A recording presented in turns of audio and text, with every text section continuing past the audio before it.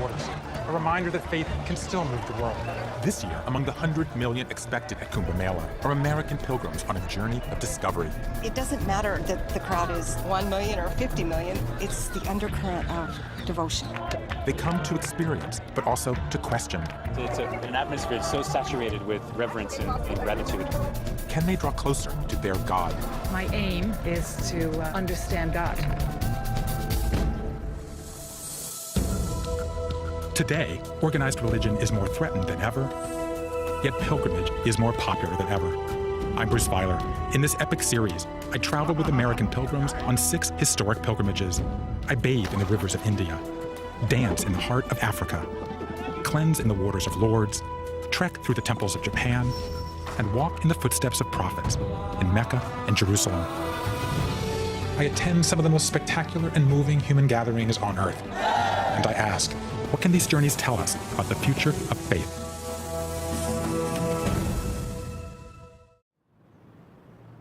At a Hindu temple in Los Angeles, Shambhu Misra and his wife Peggy are preparing to make the epic trek to Kumbh Mela. The two have been on a lifelong search for meaning. Shambhu was born a Hindu in India, Peggy a Christian in the United States. But as an adult, she grew attracted to Indian religion. For both, the Kumbh Mela is a way to deepen their faith and bring to life the questions they've been asking since they were first married. I was brought up Catholic. I knew from early childhood that that wasn't the right religion for me. I didn't understand it. There was so many rules, and I remember hoping that somebody would explain it to me, but they didn't answer the questions. I was raised a Hindu. For me, the dogma part, the ritual part was not as appealing as the spiritual side of the Hinduism, which really what one should be capturing and trying to practice, They will be joined on their journey by other pilgrims from across the United States. To do a spiritual journey, I think is an amazing opportunity to deepen your spiritual practice. It's going to be great being in the middle of millions of people, all trying to bring in their convictions and their spirituality. In Miami, another group of pilgrims is also preparing to go to the largest gathering on earth. Carmen Plasencia is a yoga instructor. The Kumbh Mela festival is where all the saints and the gurus and the holy men and women gather. One of the main factors of being at the Kumbh Mela is the bathing days, and we're happen to be timing our trip that we're there on one of the main bathing days, which is the new moon. And that means there's going to be upwards to 14 million people going through that location in one day. Sadhu Singh, also a yoga teacher, has been to the Kumbh Mela before, but for Carmen and the rest of the group, this is their first time. The experience of being able to take a group to India, most of us, our first time, is just a dream. The pilgrims come from all walks of life. Among them is 23-year-old medical student Jamie Zimmerman. The idea of being around all of that spiritual energy and doing so with millions of other people is such a powerful, sacred journey, and I can't imagine anything more magical than that. It's very exciting.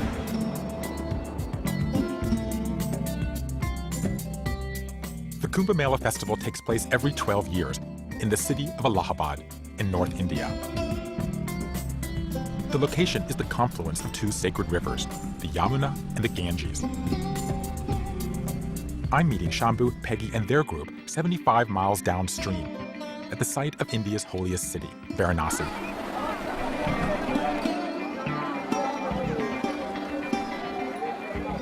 Hindus are called to visit Varanasi at least once in their lives, to bathe in its sacred waters. It's also considered the holiest place on earth for Hindu cremation, because the body's ashes can be sprinkled into the sacred river.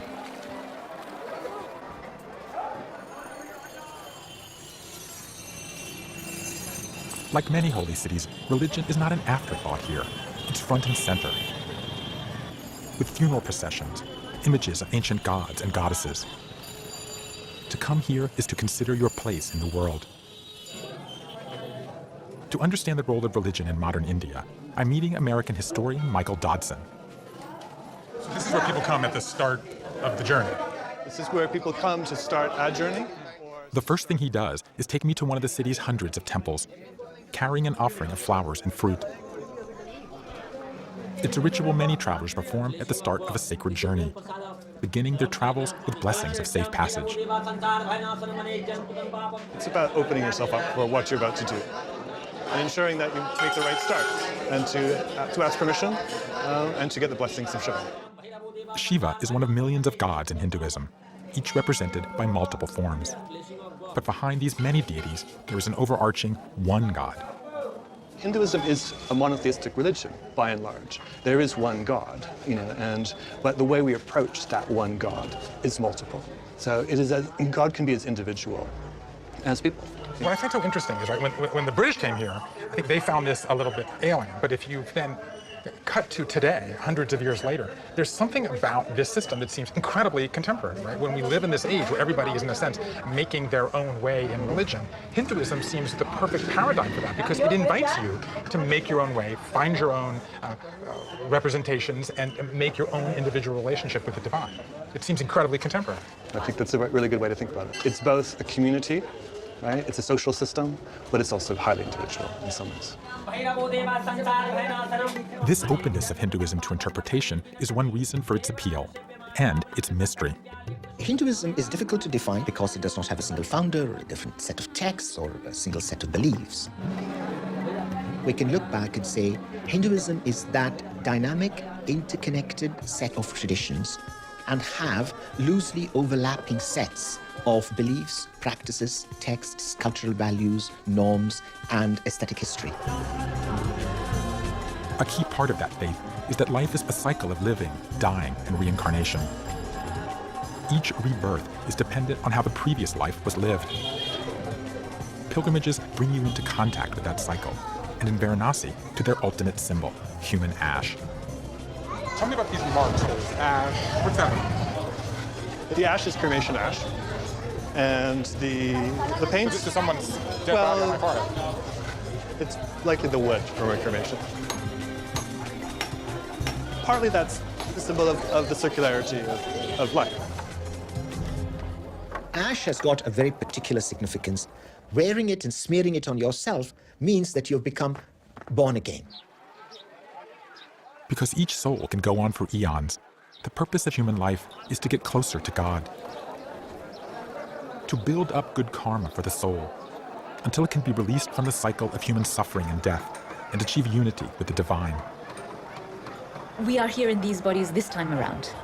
Our inner essence, soul if you like, will come back around again and again and again, in another form and another form and another form. It's a cyclical view of time.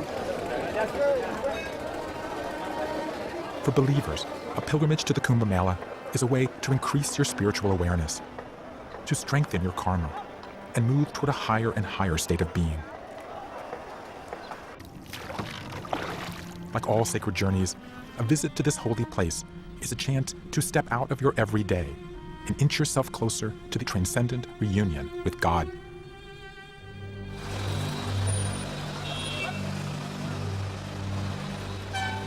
Shambhu, Peggy, and their group arrive in Varanasi and immediately make their way through the chilly dawn air for their first glimpse of India's sacred river.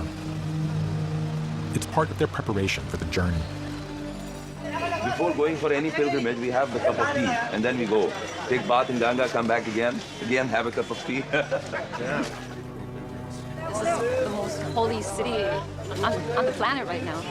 So this is where all the saints and all the sages come, So we're honored to be here. Very honored to be here. And it's a land of spirituality, so we're all hoping to capture some of that. Sacred clothing is part of many pilgrimages. Here, it's Hindu prayer shawls, printed with sacred texts. Taking bath in Ganga is a kind of religious bath. Once we will go near the river, you will realize how important that bath is for those people. Okay. Okay, please. While taking a ritual bath at the Kumbh Mela is the peak of the pilgrimage, first there is a course of readying yourself for the experience. We're hoping to deepen our spiritual progress as we are at Kumbh. I think most of us are doing the same thing here too, For Shambhu, a businessman, the process is gradual. Sue Kenny is an ecologist from Colorado. it feels so ancient, you know, and so there's a lot of deep spirituality here, and that's what I've tried to tune into. For Judy Samos, a former nurse and health executive from California, the challenge is to prepare for a new stage of life. My soul always seeks to be with other souls that are on the same journey. My aim at this stage of my life is to more and more understand God. I like to think of it as a wheel where there's the center which we all look for, and then all these spokes in the different ways we each approach that search. What I think to take back is a transformed Judy. And so each of these pilgrims prepares for the journey. If organized religion often obliges believers to conform and comply, a pilgrimage frees them and invites them to figure it out for themselves. In the West, so much of religion has been about go to a building at a time the building chooses and read from a set script. Whereas on a pilgrimage, all that's stripped away. You're out on your own. Even if you're in a group, you're on a personal journey. And that journey almost compels you to ask, what do I believe?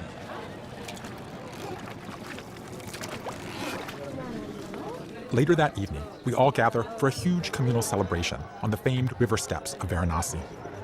Here, every night, is a colorful ceremony of the lamps, or arti, one of Hinduism's most ancient rituals. At water's edge, pilgrims make offerings to Mother Ganges, which is both a river and a goddess.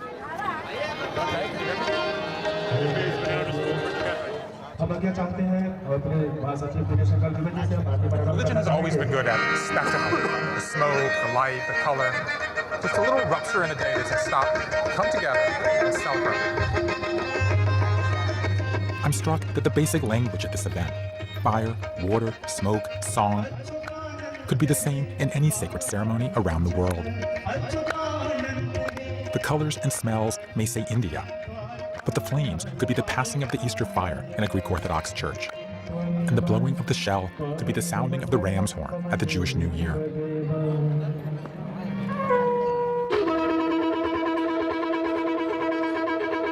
The Arti ceremony is an ancient ritual that here has been modernized and brought to the river's edge to make it a nightly gathering spot for pilgrims. But I think it's great because it shows that religion isn't just static, it can evolve. Here you take an age-old custom, in this case, sending light onto the river, and you update it. Religion is at its best when it pays homage to the past, but it keeps evolving, and it shows that it's still alive. As the ceremony ends, the lamps and flowers slowly make their way downriver. Tomorrow, the pilgrims head the opposite direction, upriver, toward Allahabad. Dawn, the pilgrims are packed and ready to set off, with excitement and nerves. Are we ready? I'm ready. We're kind of anxious to get going, you know, and get to the Kumbh. We just have the essentials, you know, like things like a towel. And fears about leaving the comforts of home. And we have a roll of toilet paper. That's critical. Did you see they were selling it? Did you see they were selling it down by the river? That's a critical item for us Americans. Like on any pilgrimage, part of the test is what you're prepared to do without. I thought pilgrimage was about suffering. Now you're talking about creature comfort? Suffering is optional. To get to the festival grounds, we have a 4-hour drive along India's greatest highway, the Grand Trunk Road. For 2,000 years, this thoroughfare has joined India from east to west, 1,600 miles, teeming with life. As we travel, the pilgrims talk more about why they've come. Don Jensen is from Colorado. There was a turning point in my life when I had been drinking a lot, and I needed to make a change in my life. It got to the place where I was extremely unhappy, and I was at a place in my life where I did not know what to do. And it was at that place that I became open-minded. And for me, it started with being open-minded, and then I felt like my heart started to open up a little bit to new ideas. How does this journey fit into that journey you just told me about? It's about opening my heart. And what I mean by that is I continue to try and keep my heart open. It hasn't happened all the times. There's times when I've gotten stuck. This particular point where I feel like I'm at is a place of opening, a place of shedding, a place of letting go, a place of transformation. And what better place to do that than a pilgrimage? To come on a sacred journey is to strip away pretense and expose our raw selves. It's a process that grows more urgent as the destination nears. Pilgrimages are very layered. There's the call, the leaving, the separation. Now we're in this very distinct phase, the anticipation. They're excited. They're a little apprehensive. I would say the biggest question everybody has is, am I going to get what I came for? And then, at last, our first sight of the Kumbh Mela camp, a pop-up mega city on this legendary holy site. When the summer monsoon rains die away, the Ganges and Yamuna recede, leaving a wide, sandy plain. Then, almost overnight, an army of laborers moves in, putting in power lines, street lights, and water pipes, creating an instant metropolis stretching over 20 square miles. A city at its peak that will be home to 30 million people and visible from space.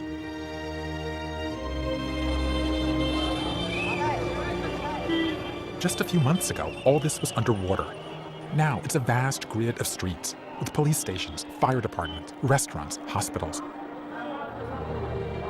It's a pilgrimage on a simply epic scale, but well organized too, divided into neighborhoods. Soon we locate ours. Each tent has its own address. SD1, D2, SD3. I think you're over here. To be honest, I hadn't quite expected such plushness. Maybe Peggy was right. Suffering is optional. Very incredible. Is this like electricity? Do we have electricity? What? Welcome to your chic tent by the Ganga. Chic tent. A working toilet and running water. We're very impressed with our accommodations here. We don't have any tea to offer you at the moment, but... The Kumbh Mela is at heart an Indian festival. There are some class distinctions in housing, but in the end, the event is for the masses, drawing people from across the country and around the world. And for those streaming in by bus and train, the sheer grandeur is part of the appeal. A Hindu tradition, the focal point of the world. तीर्थराज प्रयाग की जय, कुंभ मेले की जय। तो ये तो भारत का festival है, न साउथ न नॉर्थ, न ईस्ट न वेस्ट, कुछ नहीं। ये तो भारत का फेस्टिवल है। लाखों लोग हैं, उतना कम है, जितना उतना कम है। जा देगा पब्लिक है। देश के हर कोने से पहुंचे लोग यहाँ पे, इससे बड़ी चीज और क्या देखने मिलेगी? The group from Miami, Carmen, Jamie, Sadhu, and others, arrive as well. We're all staying in the same compound. What draws them here? There's some sort of attractor that compels people to get on airplanes and to arrange their lives, to take time out of their lives to come to another land, across the ocean, you know? Pilgrimage is something that calls us deeper in our spirit, and it's not really logical. Pilgrimage is and has always been a very compelling practice. The idea of traveling for a religious reason gives people an incentive as far as the potential for transformation in their lives. And the idea of going to the Kumbh, which is understood as the holiest time and the holiest place, manages to combine all those facets in one. I've never seen anything like this before, and I am blown away right now, completely blown away. Reza Parsiani is making his first trip. And to walk in the footsteps of so many hundreds of millions of people that have been here and been doing the same ritual over and over again. So it's truly amazing. It's beautiful. It's absolutely beautiful. Millions of people coming to this river. It's one of the most sacred spots on earth. Whether it's inherently sacred before they came and gave it that identity, or whether they have now made it sacred because of all of the intention here, I'm not sure, but there's just this beautiful spirit of gathering together for something spiritual. Pilgrimage has always been central to Indian spirituality. Bathing in rivers, group meditation, and yoga are all ways to deepen the act of stepping away from your daily life. Back in the States, the priorities tend to be focused, on external indicators of success. So to see people so focused on an inward journey and a spiritual destination, internal or external, is really something amazing to see. Many pilgrimages take place where rivers meet. In Sanskrit, a pilgrimage site means a crossing place. Here, 18 pontoon bridges link the terrain. From our camp, the best way to get around is by river taxi. For Shambhu and Peggy, this trip is an anniversary.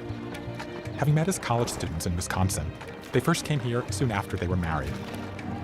When we came last time, I think we were at night.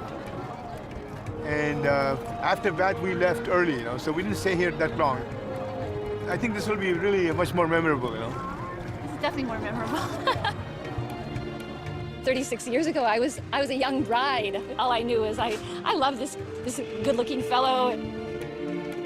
I had really no clue where I was.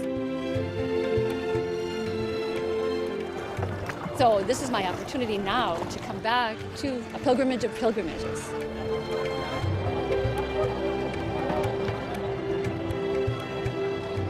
Indian religion has always been mobile, but in modern times, gurus have taken its traditions to the world. In the 1960s, it was the Maharishi with the Beatles.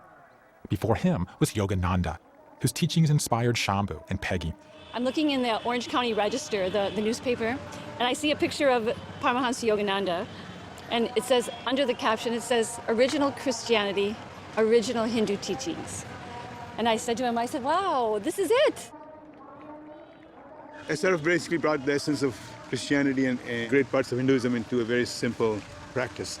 Basically realizing the self and finding God realization through the practice of meditation and yoga. So it made it very simple. During their stay, pilgrims will practice yoga and meditation and listen to the teaching of gurus, especially Swamiji, a spiritual leader with millions of followers worldwide.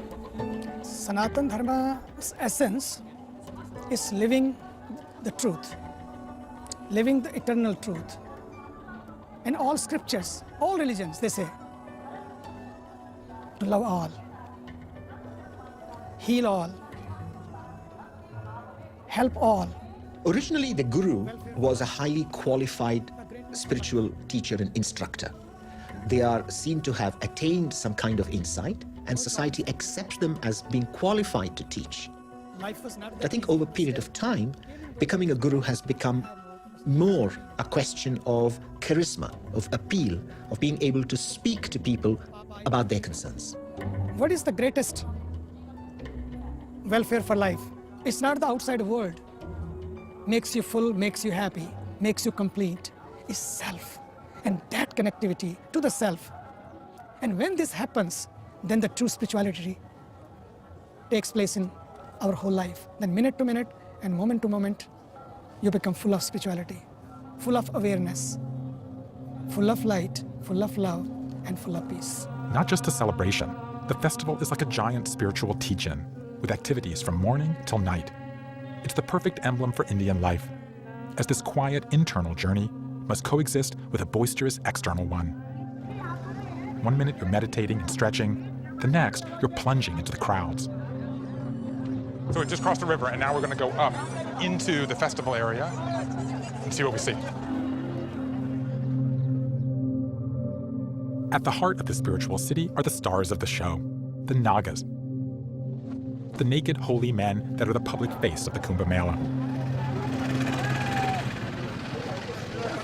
The river is behind me. We just walked through this giant outdoor market, and we're going to this huge, massive area where all the holy men gather. They kind of open their tents for anybody to stop by. So we're going to go meet some of them.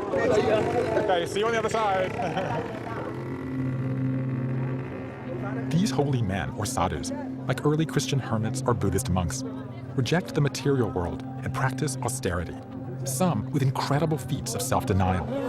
Once we start acknowledging that physical discipline is intrinsic to spiritual discipline, what happens if we push the body to its very extremes?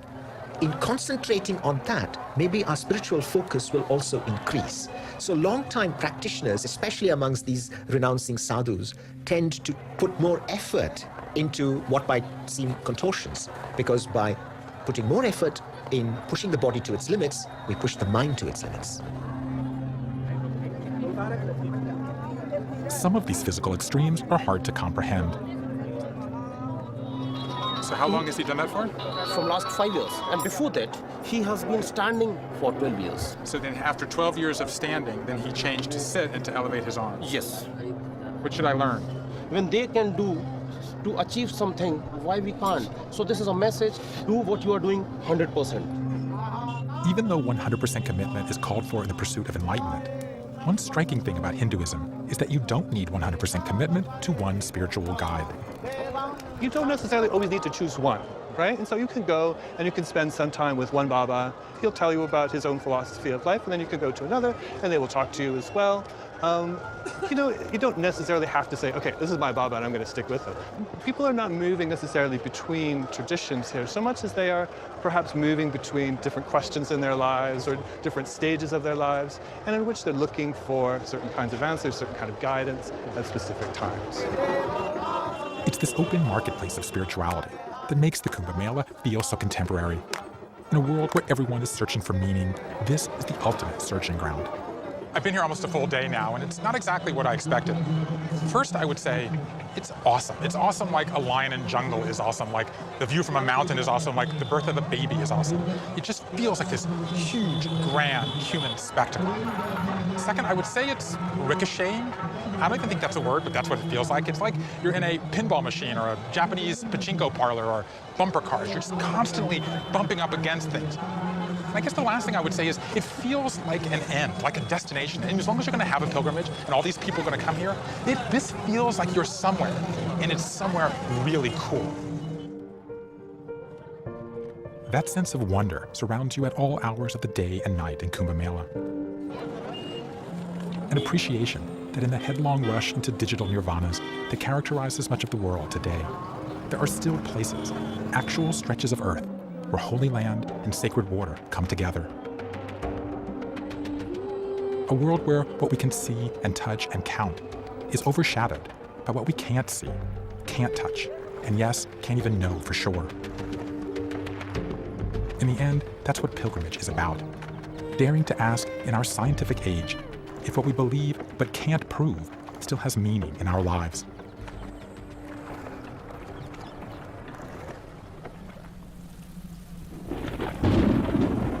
That night, there was an unexpected torrential rainstorm. The storm was so jolting in the midst of the pilgrimage that it made the national news. In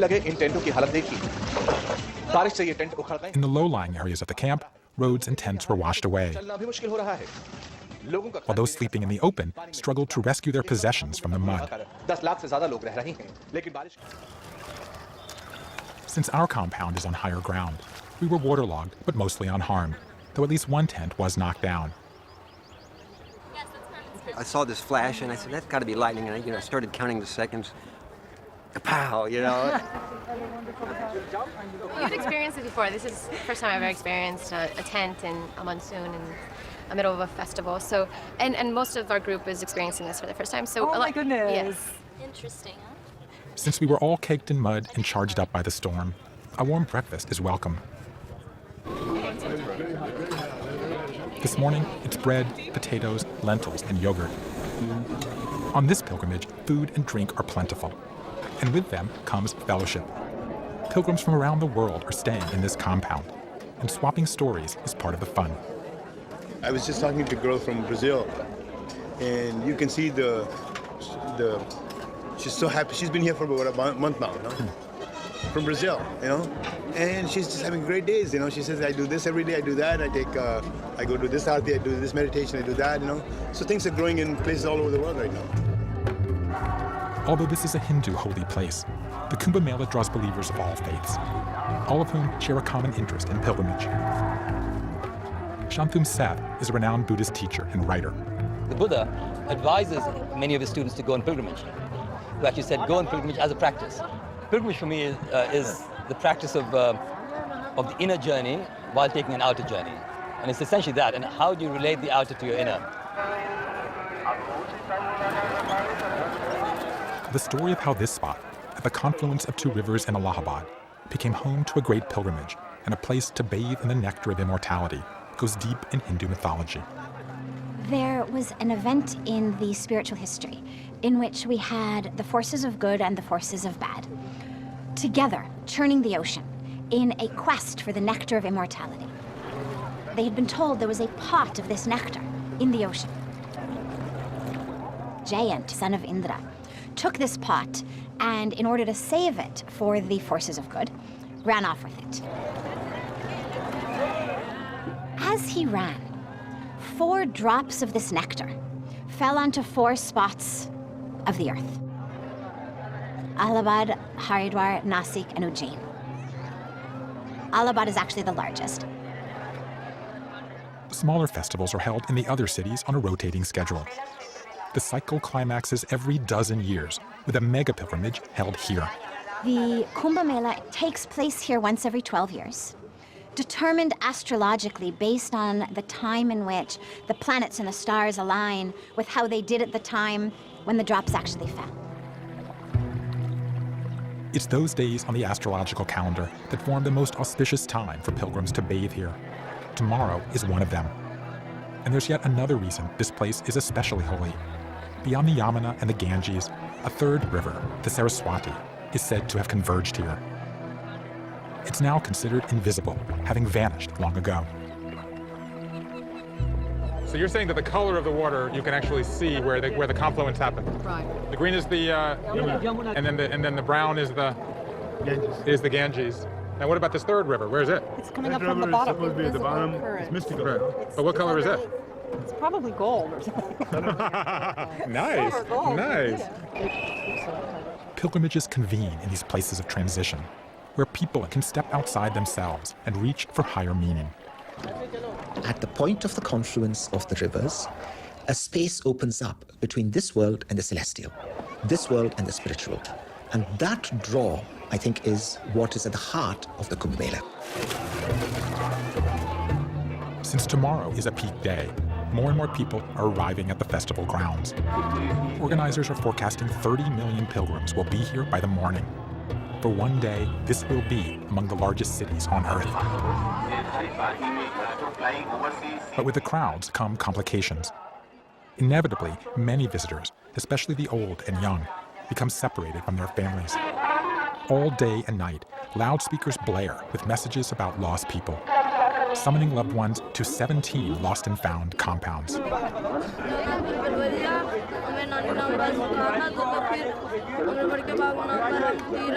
तुम्हारा क्या नाम है? Lakshmi.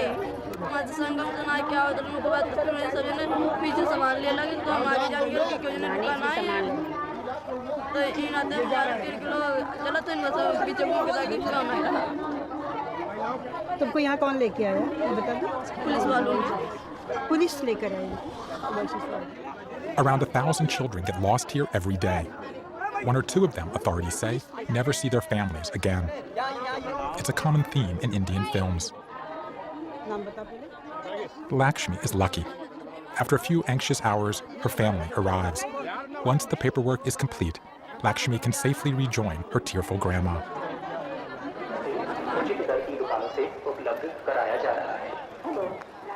It's only hours now until the great bathing day begins. As the crowds mount, so does the garbage. Swamiji is making it his mission to ensure that the Ganges is not left defiled by the pilgrims who've come to worship in it. We are living in a new century. Let this century become a green century. What we have done, we have given a concept to this Kumbh Mela as a green Kumbh Mela. And this planet is not given to you to abuse it, just to use it and reuse it, but not abuse it. It's a small step, but a symbolic one. Leading a group of American pilgrims, one of India's top spiritual leaders pulls on gloves and wades into the water, picking up trash and burying human excrement. When we come back, we have to clean that area. Ganga is holy. It's given to us, we have to give back to the new coming generations also and the generations to come. And we are all one. We all can work together. That's why we brought this Ganga Action Parivar, means family.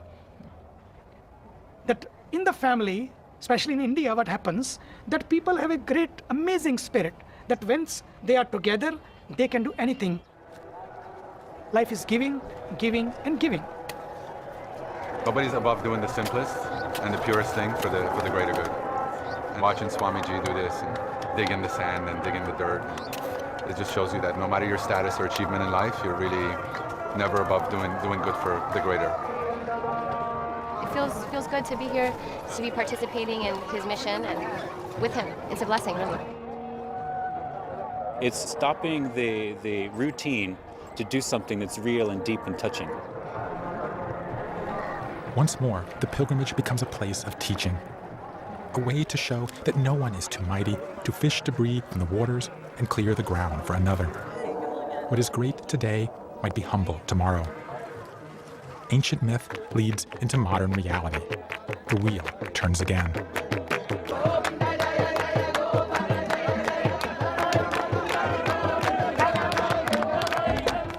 As dusk arrives, Carmen, Jamie, and their group celebrate a day when practical action becomes a step towards spiritual enlightenment.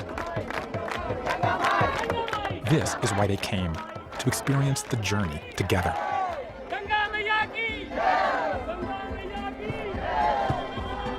Since tomorrow is the peak day, tonight is even more frenetic.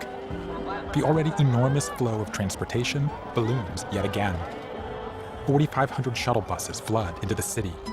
750 special trains arrive all through the night. It seems as if all of India wants to be in this spot. The joy and wonder are infectious.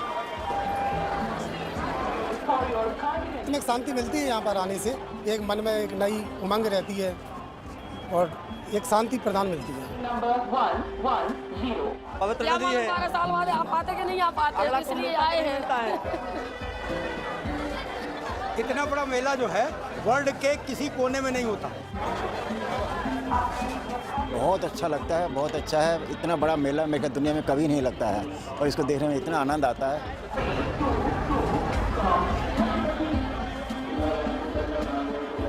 Many of the pilgrims arriving at this late hour have no tents. They'll simply go to the camp, settle down on the sand, unfold a blanket, and wait for the stars and planets to align. Few expect to sleep tonight. The moment instead calls for reflection, contemplation before the plunge. It's as if everyone wants to experience a transformation.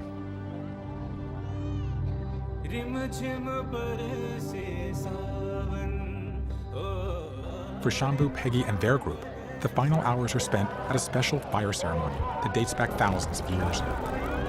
Built around the idea of purification, this ceremony is designed to cleanse and ready the pilgrims for the bathing to come.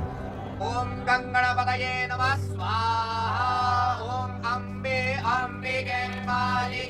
really beautiful thing that I have found about Indian spirituality and the way that it exists in India is you come to a yagna ceremony.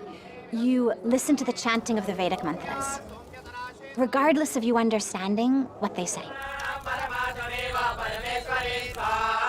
But there's actually a magic in the sound themselves.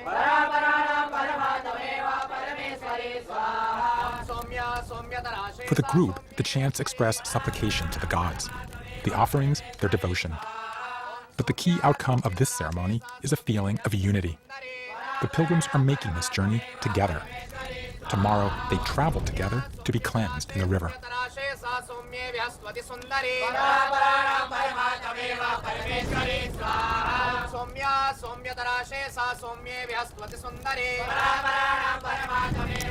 And there's yet another reason to be expectant this year. While the Kumbh Mela at Allahabad is always the holiest gathering every dozen years, this year is even more special. Tomorrow is the holiest day of the astrological calendar in 12 sets of 12 years. That makes this the most sacred night on earth for Hindus in the last 144 years. जब मकर सूर्य राशि पर आता है तो ये महाकुंभ होता है 12 साल के बाद। गुरु जो है चंद्रमा पर आता है तो ये महाकुंभ महापवित्र का स्नान होता है 12 वर्ष के बाद। बाकी जो है हमारे शास्त्रों में लिखा कि ओम शांति शांति सर्वारिषु शांति, सबका भला हो। हिंदुस्तान का ही नहीं है, पूरे वर्ल्ड का, हिंदुस्तान का।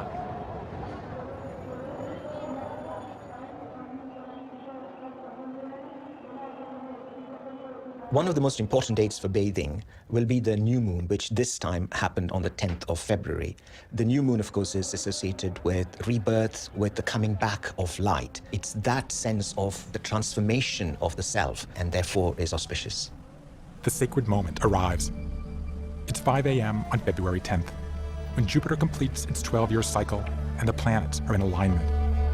On the spot where the holy nectar of immortality is said to have spilled, in the confluence of these sacred waters, an opening for humans to touch eternity. And so it begins. The sadhus, the naked holy men, are given the place of honor. They parade en masse to immerse in the water. It's like a scene from the dawn of humanity.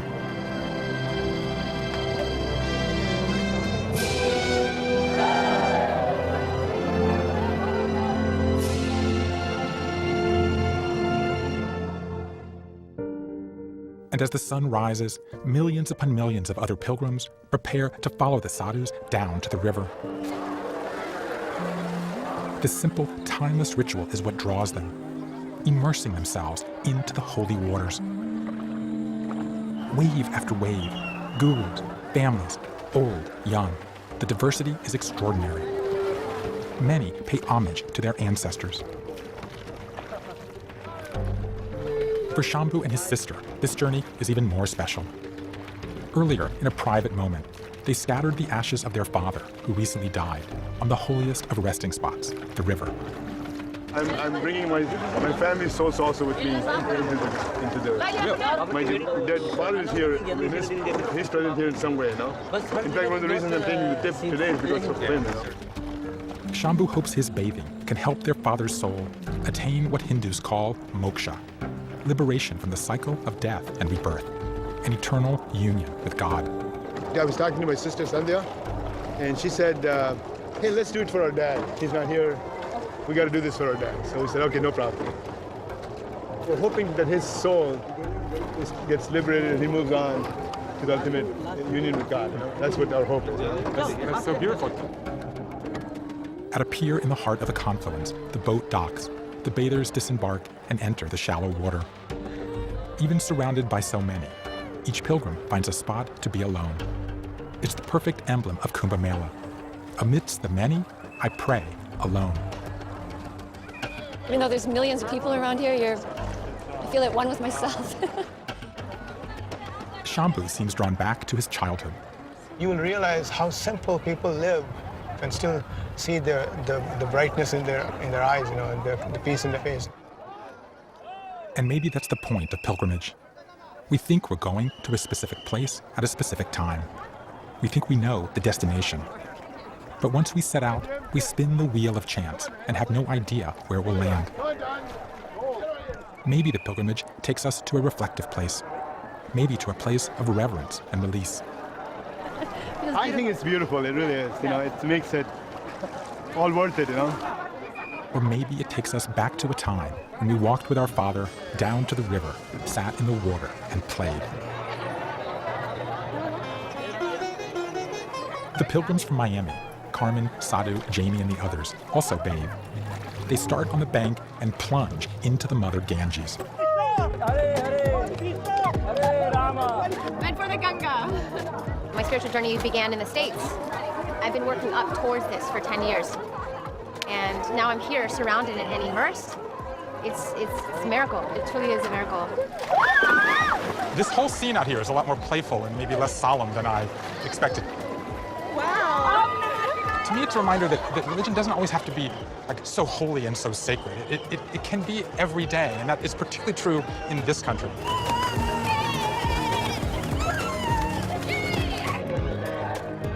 It's beautiful.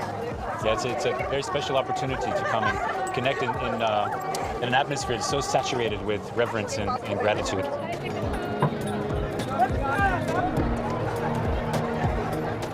It doesn't matter that the crowd is 1 million or 50 million. It's the undercurrent of devotion is what's there.